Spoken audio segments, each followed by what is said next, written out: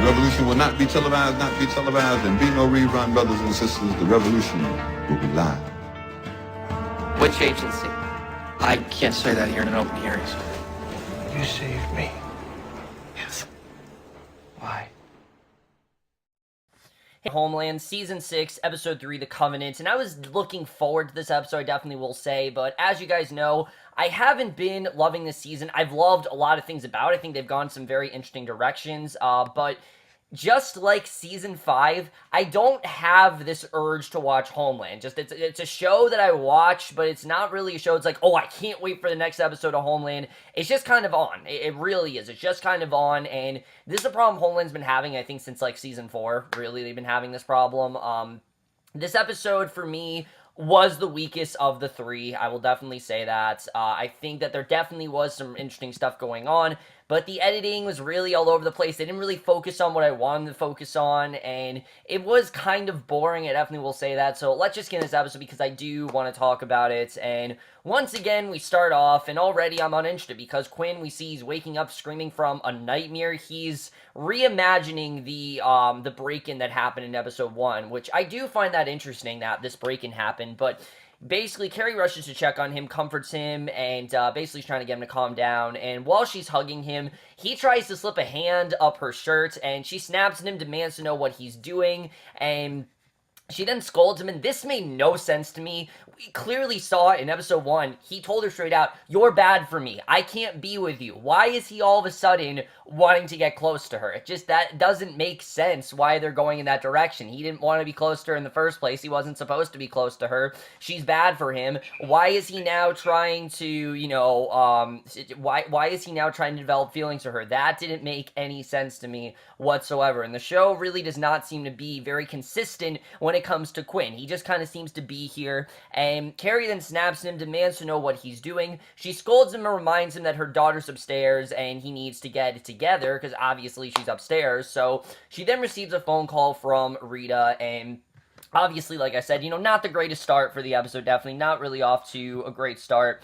Luckily, the rest of the episode isn't, it is a little bit better than that because she does get a phone call from Rita. He demands that she come straight to the office, apparently online called from the FBI, and he's furious that Carrie ignored a court order and was questioning his informant because now we know that, you know, the informant, you know, we know the informant was Saul, and, you know, she's saying that they need to stay away from Saul because obviously the FBI is not too happy that they're trying to get Saul to be, you know, they're trying to make Saul guilty. You know, the FBI has done what they can to try to cover that up, and it's a very, you know, you can tell it's a very, he's a dirty cop, it's a very dirty organization, but nevertheless, you know, they still need to do what they need to do. He's there to be an informant, and Carrie is kind of, you know, ruining his job. So I did think this was interesting overall. Unfortunately, the episode doesn't focus on it nearly as much as it should.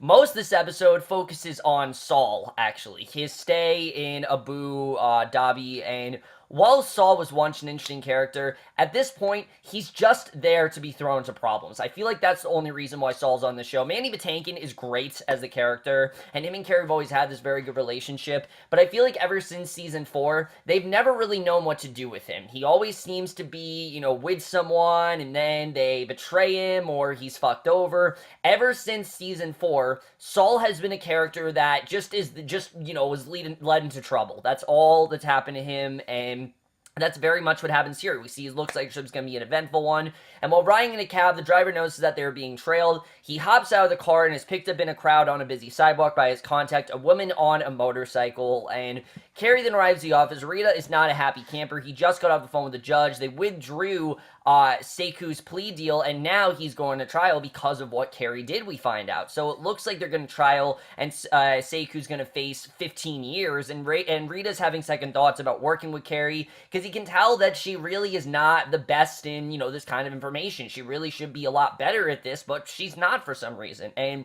in Abu Dhabi, Saul works with the Israelis to set up a meeting with Farid Nafsi, an Iranian delegate who's negotiating an arms deal on behalf of Iran, and the Israelis then basically kidnap Nafsi, and they blackmail him with photos of him having an affair with a woman from Israel, which I'm not going to lie, that woman was pretty attractive. I probably would have, you know, I would have been with her too, definitely. I mean, I don't know what, I'm not saying that I condone affairs, but I can understand why Nafsi liked her and their whole thing that was going on there. I didn't mind some nice cleavage from her and things like that, and it definitely did help the scene be a little less boring, because I really did not care about this plot, to be honest with you. I did not care about what was going on with Saul. I didn't really care till the very end. There's one scene with Saul toward the end that I really did like, but it's not even really that big of the part of the plot, so Carrie then heads to the prison, and we get by far the best scene here. This was definitely my favorite scene of the episode.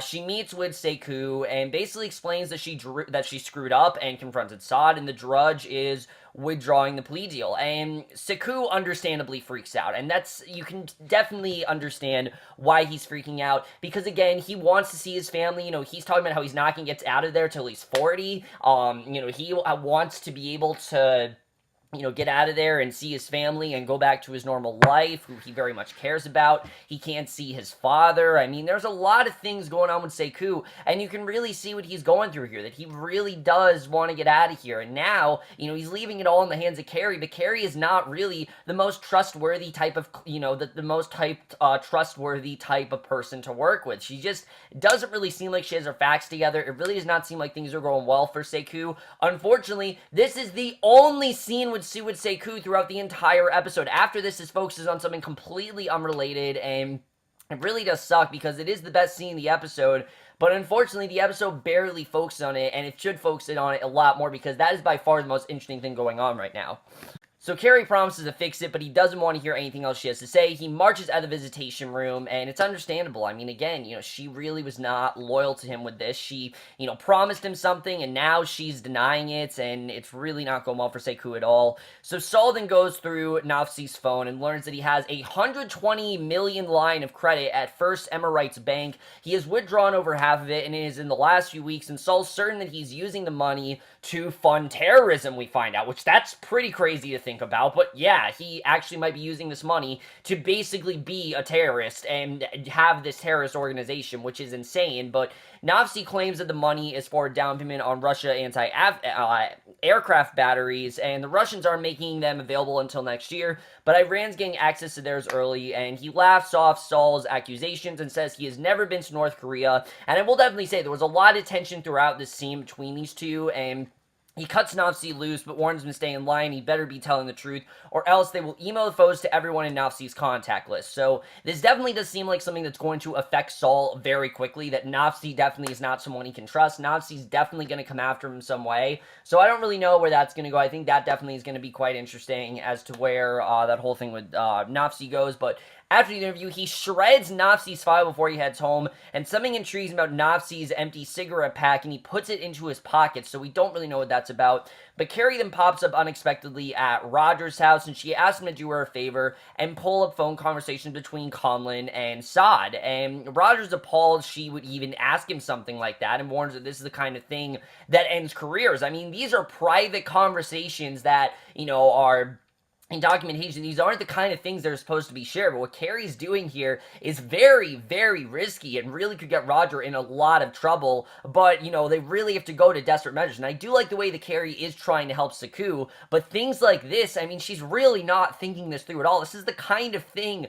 that could get you into deep shit, and I mean, she really doesn't think these things through. So Saul then calls Dar, tells him that he's taking an unplanned trip to see his sister after he leaves Abu Dhabi, and Dar's gonna have to brief President Quinn on his own. Now, as we know, Dar has his own kind of thing going on, and he heads to Quinn's office. He exaggerates a bit, says that according to Saul, the Iranians have definitely violated the nuclear agreement, and they're working with Korea. The thing is, though, that Saul wasn't sure that their suspicions were right, so he really does not know if that's actually true, what's going on there, if they actually are working with Korea, if they actually are a terrorist organization. And again, this scene doesn't really do much of anything. It just kind of gives Dar something to do in the episode. And we know that, Keen's working with Carrie anyway, so we're not really feeling anything towards the scene. There's not really any doubt or anything like that. And while this scene is supposed to heighten tension, it really didn't do much of anything for me and just kind of was there. But at Carrie's office, she receives a bouquet of flowers, and in the envelope is a flash drive from Roger with Conlon. Now, I thought this bouquet of flowers was going to be from During, because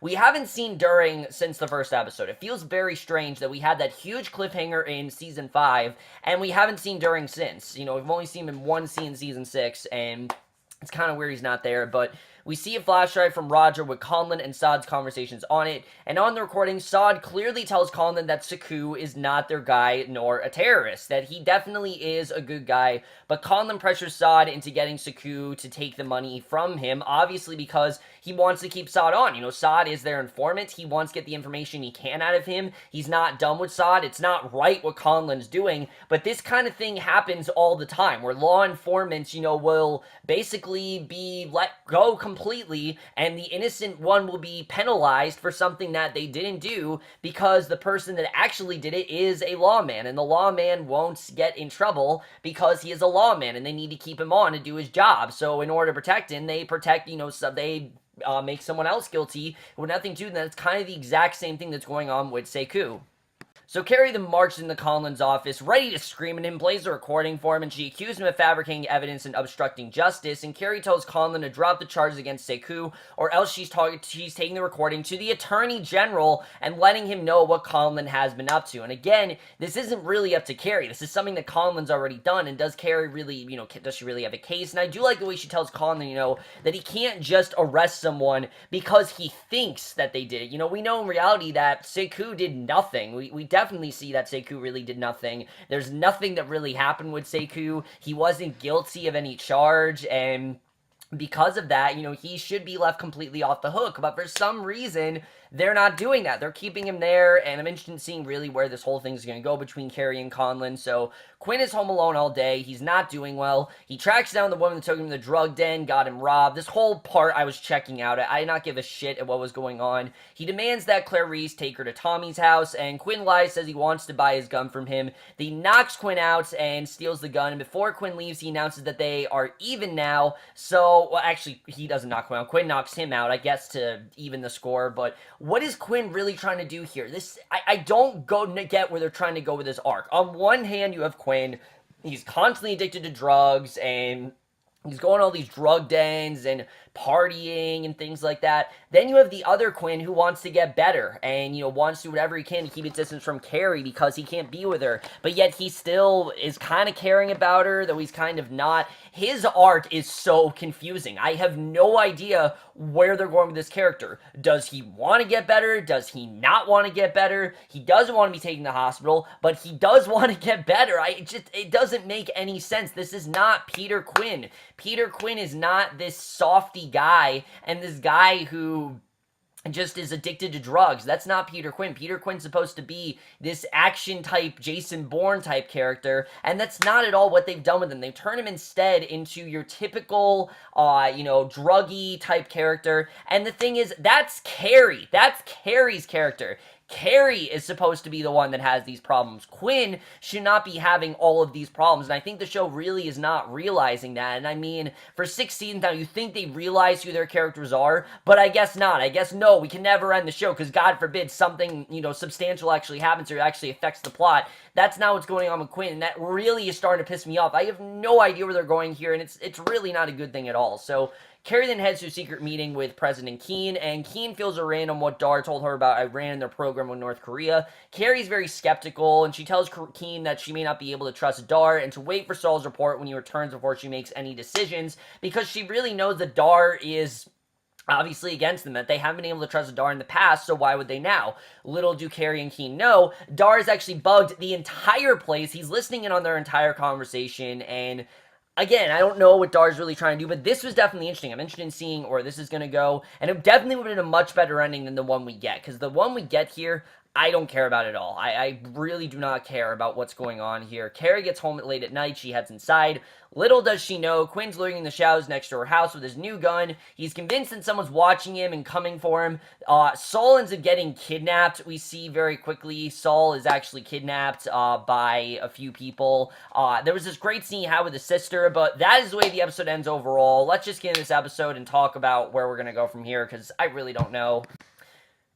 So overall, this was a particularly boring episode. There really was not a ton going on here that I cared about. I really only cared about the stuff with Carrie and Conlon. Other than that, I didn't really care. It's the same type of terrorist organization stuff, but at the same time, we can tell that Dar is actually not telling the truth. There's clearly more to his plan that we don't know about, and you think I'd care, but I don't. I don't find it interesting. I don't find it to be something that keeps me, intrigued. It's something that's annoying. Dar's only on the show to cause problems, and I think it's really dumb that they're doing that. These characters are not really characters anymore. If I haven't made that clear yet, I will make that clear now. These characters are not really characters. They're on the show to do things. Carrie's there to extract information and help out people and make innocent people, get people to be innocent and things like that. Quinn's there to complain about needing drugs. Saul's just there to get kidnapped and get in trouble. And Dar's there to cause problems. That's really the only reason these characters are here.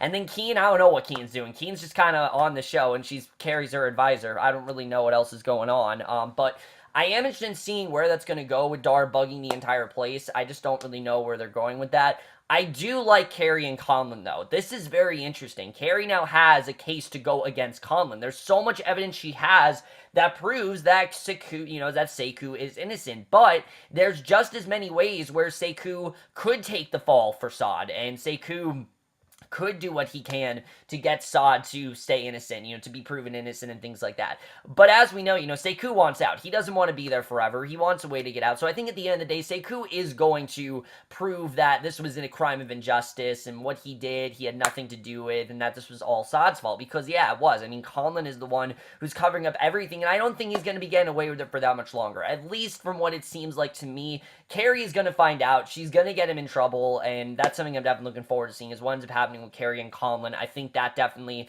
is going to be a very interesting storyline. Quinn, I just don't care about. Honestly, I'm at the point where I don't want to talk about Quinn anymore because it's so irrelevant. Everything else going on feels like Homeland. Quinn's stuff feels like a completely different show. Again, it just feels like Quinn's here just to be here. There's no reason for Peter Quinn to be on this show, and it's getting more and more irrelevant and more troublesome as the show goes on, especially if the show starts to focus on it a lot more. Then it's really going to annoy me because the show can't figure out anything interesting to do with him. He doesn't have any consistency in his character. 1 second he's telling Carrie, don't be with me, I'm not good for you. Then this episode he's like rubbing his hand up her shirt. I mean, what the hell are you doing, dude? Really? Like, you need to make up your mind here. You can't say you don't want her and then try to get her. It doesn't work that way. You need to pick one of those two things and then you can decide, what you really want to do. Because really it's just not working at all. It really is very inconsistent what's going on with Quinn.